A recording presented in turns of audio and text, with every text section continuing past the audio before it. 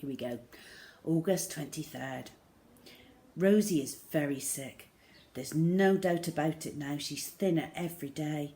She's stopped milking entirely. We sell what we can, a little to everyone. Until now, the cows had always made enough milk for the whole island. We're the only people with milking cows. They rely on us for their milk. They always have done. Now with Molly gone and Rosie poorly, we just haven't got enough to go round. We've still got Celandine and Petal, but Petal's not in milk and Celandine's giving precious little. Father says if anything happens to either of them, we're done for. All we can do, he says, is to hope and pray for a wreck. So that's what I'm doing, hoping and praying for a shipwreck. I long for Mother to tell me that everything will be all right, even if she doesn't mean it. But she stopped saying anything. I think maybe she's dying inside.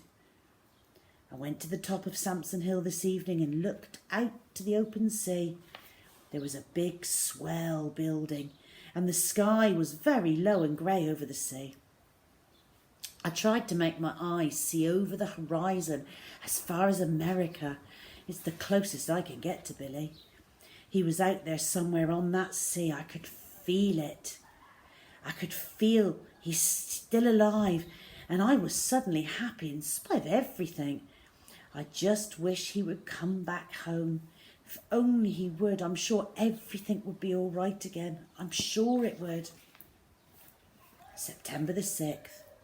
A great storm is gathering. The seas are huge and the skies are full of anger. We went to fetch Granny May this morning. Her roof looks like it might blow off at any time. She didn't want to leave. She didn't want to be a trouble. Mother paid her no heed, and we took an arm each and brought her home. All day we huddled around the fire in the kitchen, trying not to listen to the howling outside. Father saw to the cows today. He shut them in the shed now, out of the storm. It's a high tide tonight. Father says there'll be flooding. The sea will pour in across from Great Porth and make another island of us. It's happened before. On nights like this, when I was little, I used to go into Billy's room and climb into his bed, and we'd talk till morning. We could pretend we weren't frightened, and if we pretended hard enough, then we weren't. Now I sit alone on my bed and listen to the roar of the storm outside and the whistle of the wind in the windows, and I'm afraid. I can only think of all that sea pounding our little island, trying to suck us down and sink us forever. I'm so afraid. Where are you, Billy? Where are you? Why did you go and leave me? September the 7th. The storm has passed, but it has ruined us utterly. I went out early to milk the cows. The meadows were a great lake, and the cowshed on the hillside had gone. The gate into the meadows was off its hinges. There were no cows to be seen, not at first. Then I saw them. Celandine and Petal were lying, drowned and swollen where the sea had left them, legs stiff in the air. I ran home. No one would believe me because they didn't want to believe me. I didn't want to believe me. They followed me out. Father knelt beside them in the shallows and sobbed. Granny May and Mother led him home, his head in his hands. I stroked the white patch on Petal's neck, where I always patted her after milking. She was so cold. Her big blue eyes gazed up at me, unseeing. I ran off and later found myself outside Granny May's house. Her whole roof had gone this time. But that wasn't all. When I went round the side, I saw the end of the cottage had collapsed and around the chimney. Next to it, the Jenkins house was too, beyond repair, like a giant had trampled on it. I walked all around the island. Hardly a house had survived intact. When I got home, I found the hen house gone, the hens with it, and the kitchen window had blown in. Several boats, not ours, thank God, had been driven onto the rocks and smashed to pieces, and the chief has lost his crabber altogether. Briar is wrecked. It's like a nightmare. I want to wake up and find that none of it is true. We're all ruined and done for, and we shall have to leave. Everyone says so, except Granny May. But she hasn't been told about her house yet. Father won't do it, and Mother won't do it. They just can't bring themselves to tell her, and neither can I. When Granny May had gone to bed this evening, Father said, "It's like the beginning of the end.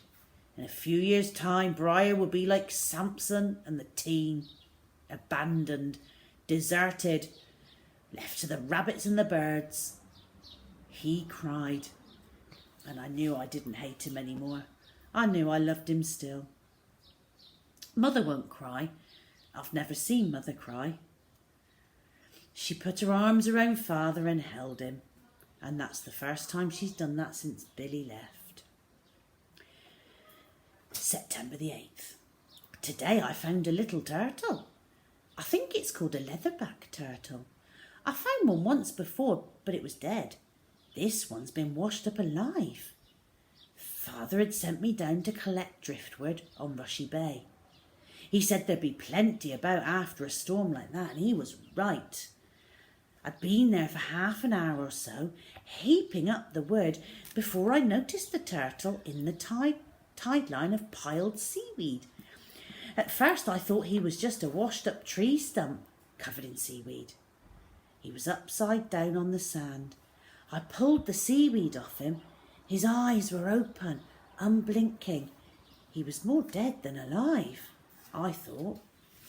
His flippers were quite still and held out to the clouds above as if he was worshipping them. He was massive, as long as this bed and wider. He had a face like a 200-year-old man, wizened and wrinkled and wise, with a gently smiling mouth. I looked round, and there were more gulls gathering. They were silent, watching, waiting, and I knew well enough what they were waiting for. I pulled away more of the seaweed and saw that the gulls had been at him already.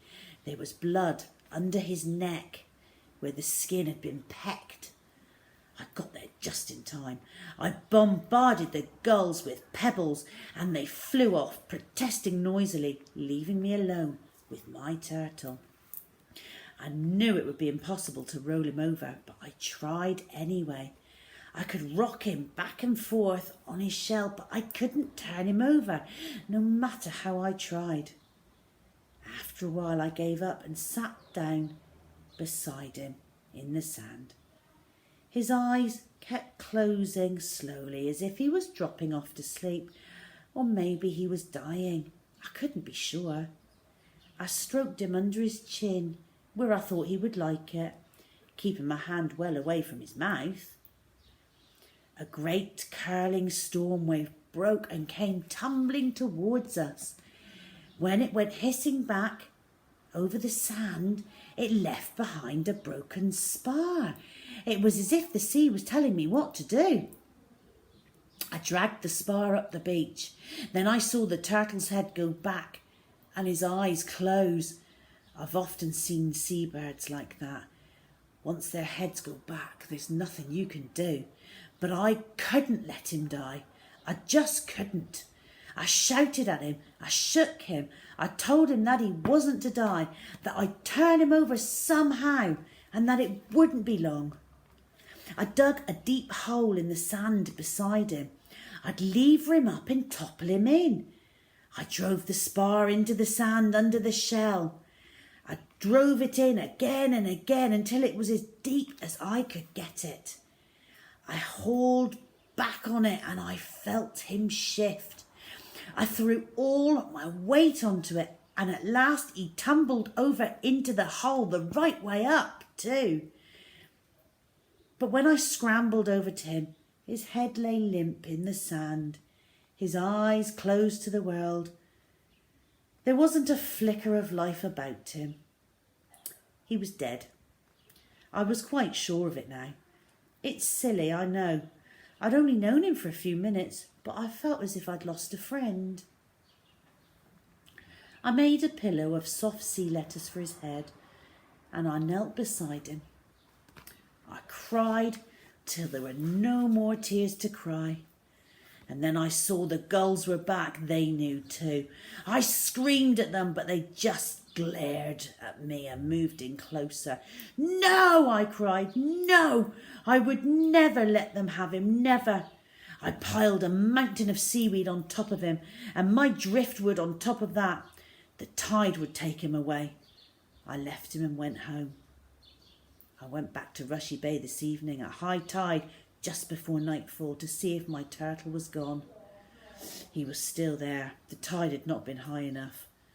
The gulls were gone though. All of them. I really don't know what made me want to see his face once more. I pulled the wood and seaweed away until I could see the top of his head. As I looked, it moved and lifted. He was blinking up at me. He was alive again. I could have kissed him, really I could, but I didn't quite dare. He's still there now, all covered up against the gulls, I hope. And in the morning, I had to stop writing because Father came in. He hardly ever comes into my room, so I knew right away something was wrong. You all right? He said, standing in the doorway. What have you been up to? Nothing, I said. Why? Old man Jenkins said he saw you down Rushy Bay. I was collecting the wood, I told him as calmly as I could, like you said I should. I find lying so difficult. I'm just not good at it. He thought you were crying. Crying your eyes out, he said. I was not, I said, but I dared not look at him. I pretended to go on writing in my diary. You are telling me the truth, Laura. He knew I wasn't and I knew it. Of course, I said, and just wished he'd go away. What do you find to write about in that diary of yours? Things, I said, just things. And he went out and shut the door behind him. He knows something, but he doesn't know what. I'm going to have to be really careful. If Father finds out about the turtle, I'm in trouble.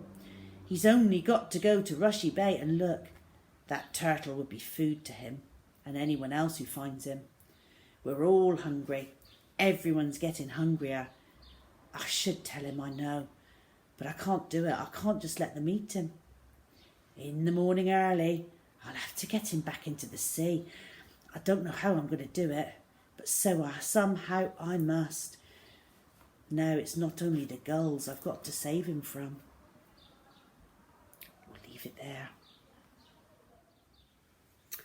Well, that was that. We should finish the book next week, I should imagine, and I'm really looking forward to finding out the ending. It's just an absolute roller coaster of things going wrong for this poor family, isn't it? And I can't wait to find out what happens. Does Billy come back? Does Laura save the turtle? Join me next week, me and Rusty, and we will find out. Have a good week, everybody. Bye-bye.